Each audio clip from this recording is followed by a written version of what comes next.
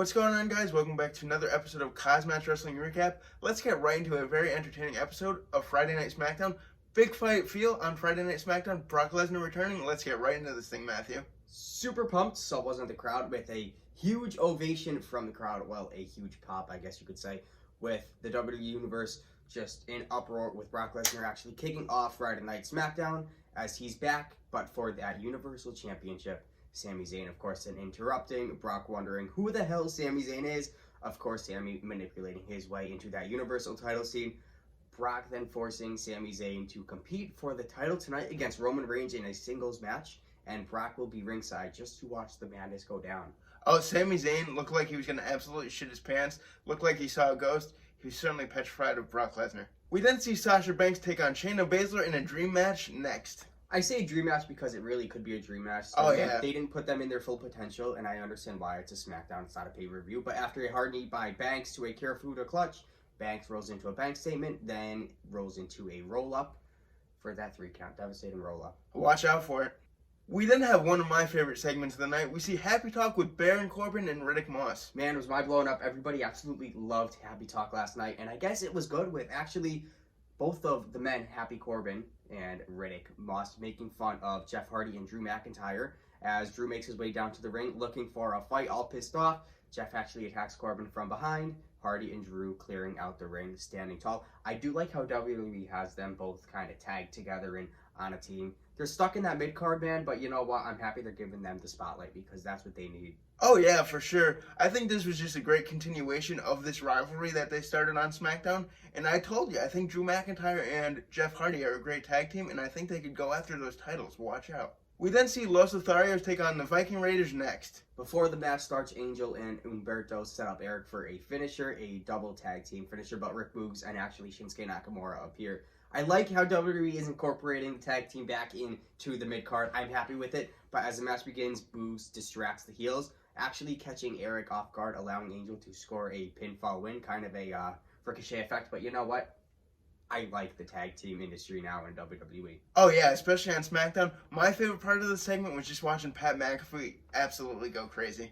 We then see the Usos come down to the ring next, of course, with their cocky shenanigans before Jay took on Xavier Woods next. Well, with Kofi returning, actually, all men could get kind of too into it with distracting each other, with, you know, both men taking on one another. With the New Day clearing the ring, with Roman kind of watching from his dressing room, talking to Paul Heyman. Reigns unhappy about what happened, and then also unhappy about what's going on tonight, bringing up his attention to Brock Lesnar, saying he will smash Sami Zayn, but he will smash also Brock Lesnar if he gets anywhere near him later on tonight.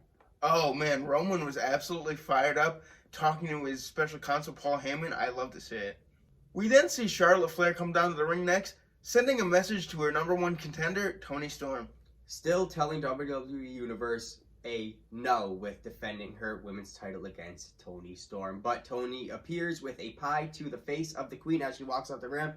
As the commentators, they kind of explain, you know what, Charlotte, if you say you can beat Toni Storm, why don't you? Yeah, just go for it. Former NXT champion, but you know what? Charlotte is the Queen and she can do whatever she wants. That pie in the face was absolutely hilarious. I hope they keep this as a segment in this rivalry for sure.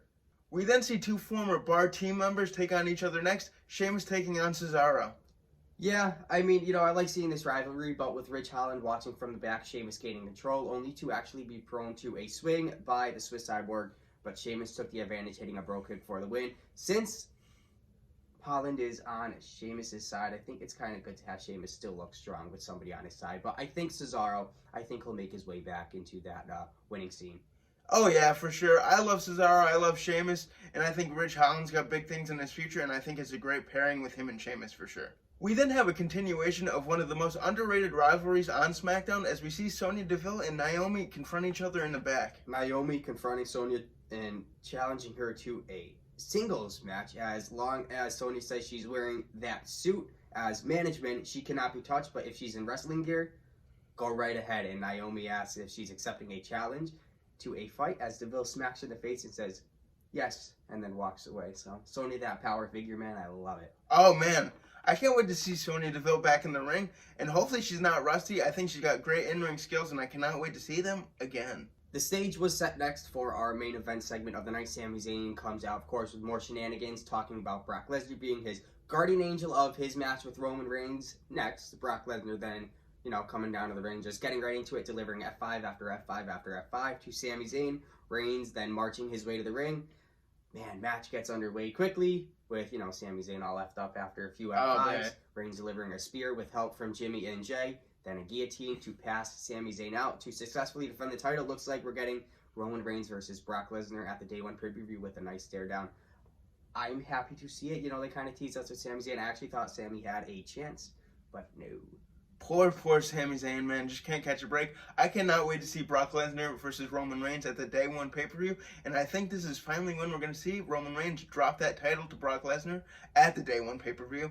So stay tuned for that. I can't wait. I cannot wait. Well, we'll see you guys absolutely for a Tuesday Monday Night Raw recap. I cannot wait for the Day 1 pay-per-view. I am all hyped up. Woo! I'm happy SmackDown. I like the way they are booking things, and we will give it a thumbs up for the show. Woo! So, till then, we will see you guys Tuesday. Yeah, like, comment, and subscribe, and we will see you guys next time. Peace out, bitches. Come on and fight.